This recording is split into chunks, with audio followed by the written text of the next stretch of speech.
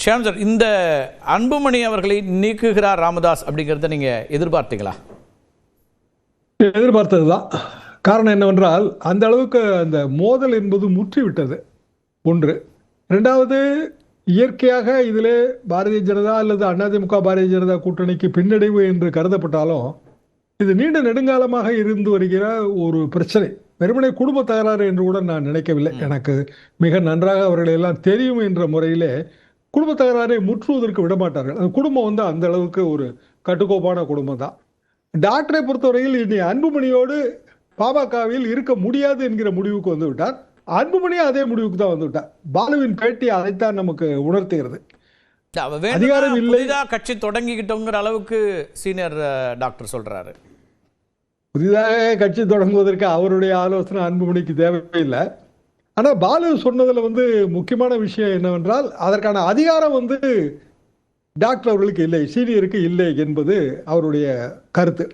இதில் 93 பண்ருட்டியார் ஒரு போட்டி பாமக தொடங்கினார். அவர் தான் ஒரே எம்எல்ஏ. ஒரே எம்எல்ஏங்கும் போது தேர்தல் ஆணையம் நமக்கு சாதகமாக இருக்குன்னு தான் அவர் நினைத்தார்.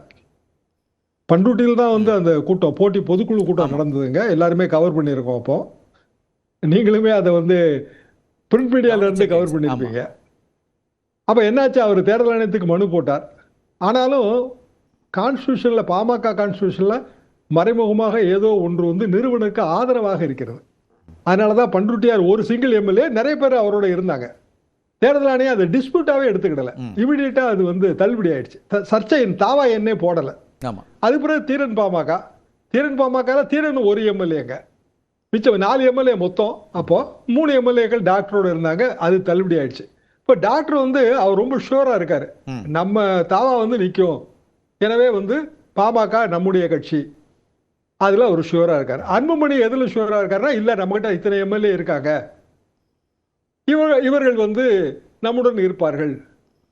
ஆனா இந்த நிர்வாக பாலு என்ன சொல்றாருன்னா, தேர்தல் ஆணையம் ஏற்கனவே முடிவெடுத்து சொல்லியிருக்கு அப்படிலாம் சொல்றாரு. அதை எப்படி பார்க்க வேண்டியிருக்கு? பொதுக்குழு அங்கீகாரம் செய்திருக்கிறது அப்படின்லாம் அவர் குறிப்பிடுறாரு.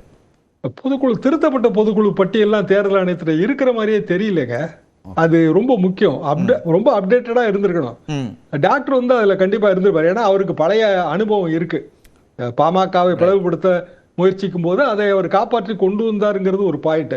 முதலே இந்த பிரச்சனை ஆரம்பிக்கும் போதே டாக்டர் என்ன சொன்னார்னா, கட்சிக்கு அங்கீகாரமும் இல்லை, கட்சிக்கான சின்னமும் இல்லை அப்படின்னா அதை அவரு ரொம்ப ஃபாலோ பண்ணியிருக்காரு. அங்கீகாரம், சின்னம் எல்லாத்தையுமே ரொம்ப ஃபாலோ பண்ணியிருக்காரு. எனவே டாக்டர்கிட்ட ஏதோ ஒரு வகையில சட்ட பிடிமானம் இருக்கு.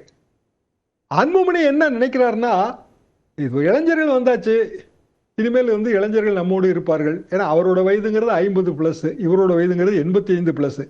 இதுல நமக்கு அட்வான்டேஜ் இருக்குன்னு நினைக்கிறாரு. நான் இதை எப்படி பார்க்கிறேன்னாங்க, வன்னியர்கள் என்கிற ஒரு குறிப்பிட்ட கம்யூனிட்டியோட ஒரு பெரிய ஓட் பேங்க். இந்த ஓட் பேங்க் மிக இயல்பாக சீனியர்கள் அல்லது மூத்த முன்னோடிகள் டாக்டரோட பழைய ஒர்க்கை நினைச்சு பார்ப்பாங்க. அவர் இல்லாம ஒரு கம்யூனிட்டிக்காக இவ்வளவு பெரிய கட்சியெல்லாம் பில்டப் பண்ணிருக்க முடியவே முடியாதுங்க. அவரோட நானும் சேத்தியா தோப்பு உட்பட எத்தனையோ கூட்டங்களுக்கு போயிருக்காங்க. ராத்திரி 9 மணிக்கு திண்டிவனத்துக்கு போய் சேருவோம், அவரோட கிளினிக் போவோம், அவர் பேஷண்ட்லாம் பார்த்துட்டு ஒரு மணி நேரம் 3/4 மணி நேரம் கழிச்சு கார்ல ஏறி வருவாரு. அப்படியே நேரம் போக வேண்டியதான் கூட்டத்துக்கு. 1 மணி 1:30 மணிக்கெல்லாம் நான் திரும்பிடுவேன். அவர் விடிய பேசுவார், டாக்டர் விடிய பேசுவார். அவ்வளவு பெரிய உழைப்பு அதன் பின்னணியில இருக்கு. இப்ப அன்புமணியோட இருக்கக்கூடியவர்கள் எல்லாமே நான் உருவாக்கியவர்கள் தான் அப்படிங்கறதையும் சுட்டி காட்டுறாரு. நிச்சயமா அது உண்மை, சர்வ நிச்சயமாக உண்மை. அப்ப பாமக பிளவுபட்டு விடக்கூடாது, அதுல எல்லாருக்கும் ஆர்வம் இருக்கும். என்ன காரணம்னா, ஒரு கட்சி, மாநில கட்சி, சமூக நீதிக்காக பேசுற கட்சி, ஒரு குறிப்பிட்ட பேக்வர்ட் கிளாஸ் கம்யூனிட்டிலையும் அவங்க ரொம்ப பின்தங்கிய நிலைமையில இருந்தாங்க. அவங்களை இவ்வளவு முன்னேற்றி கொண்டு வந்திருக்காங்க. அந்த கம்யூனிட்டிக்கு அது ஒரு பெரிய மைனஸ் பாயிண்டாக அமைந்து விடக்கூடாதுங்கிற கவலை எல்லாருக்குமே இருக்கும், கண்டிப்பாக இருக்கும். ஆனா அதையும் தாண்டி இந்த முடிவு வந்தது. தொடக்கத்துல இந்த சிக்கல் தொடங்கும் போது ஏதோ ஒரு இடத்துல ஒரு சமாதானம் வந்துடும் அல்லது பிரச்சனைகள் தொடராதுன்னு தான் பார்க்கப்பட்டுச்சு. ஆனா இது நீடித்து கொண்டே இருக்குது. இப்போ ஒன்னா இணைவதற்கு வாய்ப்பே இல்லை அப்படிங்கிற ஒரு இடத்துக்கு 2 பேரும் வந்துட்டாங்கன்னு நம்ம புரிஞ்சுக்க வேண்டியிருக்காதுல்ல. ஒன்றா இணைந்து பணியாற்ற முடியாதுங்கிற நிலைமைக்கு வந்துட்டாங்க. ஒன்றுங்க. இன்னொன்னு என்னன்னா, கிட்டத்தட்ட ஒரு வருஷமா இந்த பிரச்சனை ஓடிட்டு தாங்க இருந்தது.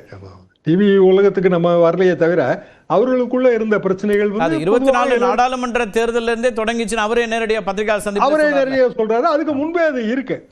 அதான் பிராக்டிகலி சௌமியா அவர்கள் கேண்டிடேச்சர், சௌமியா நாங்கள்லாம் வந்து 2004 லயலா காலேஜ் கான்ஃபரன்ஸ்ல வந்து ஒண்ணா ஒரே டீம்ல இருந்து வேலை பார்த்தவங்க தான். அப்ப அந்த காலகட்டத்தில இருந்தே வந்து ஒரு பிரச்சனை இருந்துச்சு. டாக்டர் என்ன நினைச்சாருன்னா அன்புமணி அவர்கள் வந்து அதை தாண்டி வந்துருவாருன்னு நினைச்சாரு. அன்புமணி வந்து அவரையும் நான் வந்து பெரிதாக குறையெல்லாம் சொல்லல. அவரால வந்து அந்த இதுக்கு மேல பேர் பண்ண முடியலன்னு நிலைமைக்கு வந்துட்டாரு. அப்போ ஒரே ஆப்ஷன் தான், இப்போ 2026 தேர்தல் தான் இதுல இருக்கிற ஒரே ஆப்ஷன். அதுல ரெண்டு தரப்பும் அவர்கள் பலத்தை வந்து பரிசோதனை செய்து பார்ப்பார்கள். அதற்கு பிறகு ஒரு ஏதாவது அப்படி ஒரு நிலை வந்ததுன்னா அது வந்து ரெண்டு பேருக்குமான இழப்பு தான். இன்னும் கூடுதலா இழப்பு அன்புமணி அவர்களுக்குன்னு பார்க்க வேண்டியிருக்குமோ? இல்ல, இப்பவே இழப்பு வந்துருது இல்லைங்க. இப்ப அன்புமணியோட பேர வலிமை குறைஞ்சிருச்சு. அவர் எந்த கூட்டணிக்கு போனாலும் பழைய மாதிரி வந்து சீட்டை டிமாண்ட் பண்ணி வாங்கக்கூடிய நிலைமையில அவர் இருக்க மாட்டார். டாக்டருக்கு வந்து பேர வலிமையே கிடையாது, ஏன்னா அவர் கூட்டணிக்கு போக போறது இல்ல. ஆமா. அப்ப அவரை பொறுத்த வரைக்கும் அதிகமான பாமக ஓட்டு நம்ம கிட்ட வரணுங்கிறதான அவரோட எய்மா இருக்கும். இப்ப நிர்வாகிகளோ இல்ல வாக்காளர்களோ கூட சார் எதிர்காலத்தை பாக்குறாங்கன்னா திரு அன்புமணி தானே சாய்ஸா இருப்பாங்க.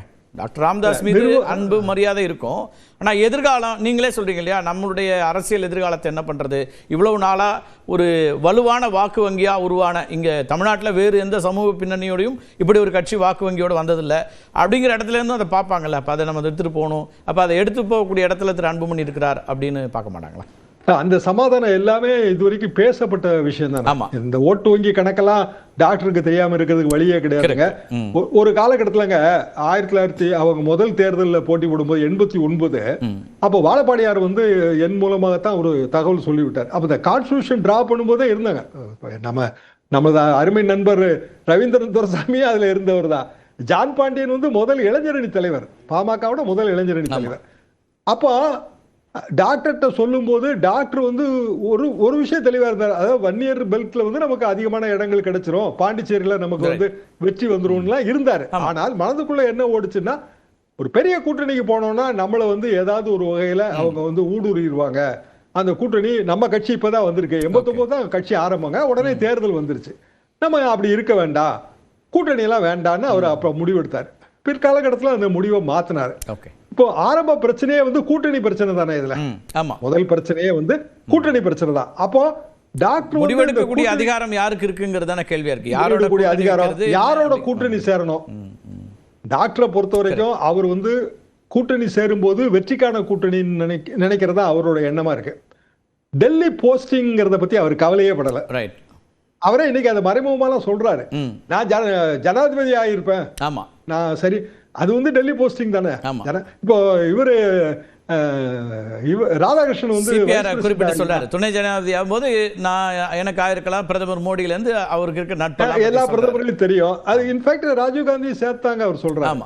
ராஜீவ் காந்தியும் தெரியும் அப்படிங்கறதா பாயிண்ட். ஏன்னா 89 வாழப்படையார் அதெல்லாம் வச்சுதான் மனசுல வச்சுதான் அவர் சொல்லி விட்டாரு. அப்போ டாக்டரை பொறுத்த வரைக்கும் அவரு இன்றைய தேதிக்கு குறிப்பா சட்டமன்ற தேர்தலில் அவரோட எய்ம்ங்கிறது அதிகமான இடங்களை ஜெயிச்சு கட்சிக்கான அங்கீகாரத்தையும் கட்சிக்கான சின்னத்தையும் தக்க வைத்துக் கொள்ளுதல். அதற்கு வந்து எனக்கு தான் அந்த கூட்டணி ரூட் தெரியும், அன்புமணிக்கு வந்து அது அந்த கூட்டணி வசப்படவில்லை, கூட்டணி ரூட் வந்து வசப்படவில்லை, அப்ப நானே முடிவெடுக்கிறேன்றாரு. அன்புமணி வந்து அதுக்கு ஒத்து போறதுக்கு அவர் தயாராக இல்லை. காரணம் என்னன்னா, அப்படி விட்டு கொடுத்து போனோம் அப்படின்னா கட்சி வந்து நம்ம கிட்ட இருந்து போயிடும், திருப்பி மீண்டும் அது டாக்டருங்கிற அதை சுற்றியே தான் வரும். ஆக இந்த களத்துக்கும் போயிட்டாரு சார். வெறுமனே பத்திரிகையாளர் சந்திப்பு, வியாழக்கிழமை சந்திப்புங்கிற மாதிரி இல்லாம இப்ப மக்களை சந்திக்க போறேன்ட்டு அவரு கிராமங்களை நோக்கி போறேன்ட்டு போறாரு. அது இன்னும் ஒரு சிக்கலை கொடுக்கக்கூடிய ஒன்றா தானே இருக்கும். அது அன்புமணி அடுத்த நகர்வு பண்றாருன்னு வைங்க, தேர்தல் ஆணையத்தில் ஏற்கனவே அவங்க வந்து ஒரு மனு போட்டு வச்சிருக்காங்க.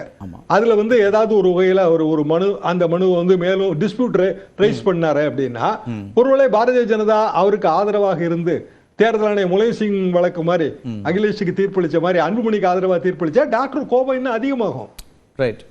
பழைய ஃபயர் பிராண்ட் ஆயிடுவாரு. அதுக்கு பிறகு வந்து சீனியர் டாக்டர் வந்து கேவியட் போட்டாரு. இப்போ கேவியட் போட்டாருங்க. அவர் பை நேச்சர் அவர் வந்து ரொம்ப fire brand. Anbumani fire brand கிடையாது. அவரை பொறுத்த வரைக்கும் அவர் டாக்டரோட பையனா தான் வந்தாரு. இன்ஃபேக்ட் நாங்க போற காலகட்டத்துல எல்லாம் அவர் வந்து ஏதோ கான்வென்ட்ல தாங்க படிச்சுட்டு இருந்தாரு. அவங்க திருமணத்துக்கு பிறகு அவருக்கு அரசியல் வந்ததை தவிர அன்புமணி அவர்கள் ஃபயர் பிராண்ட் கிடையாது. அதாவது கலைஞர் ஃபயர் பிராண்டுங்க, திரு மு க ஸ்டாலின் ஃபயர் பிராண்டா நான் சேர்த்துக்க மாட்டேன். சரி, இது இயல்பு, நான் இதை தவறுங்களாம் சொல்லவே இல்லை. ஆனா எலெக்ஷன் ரிசல்ட்டா யார் பெர்ஃபார்ம் பண்றாங்கன்றதும் சேர்த்தே பார்க்கணும். அப்ப எலெக்ஷன் ரிசல்ட்ல வந்து பெர்ஃபார்ம் பண்ணும்போது அவங்க இப்போ உதாரணமாக 25 தொகுதி கேட்கிறாருன்னு வைங்க, சும்மா உதாரணத்துக்கு தான் சொல்றேன்.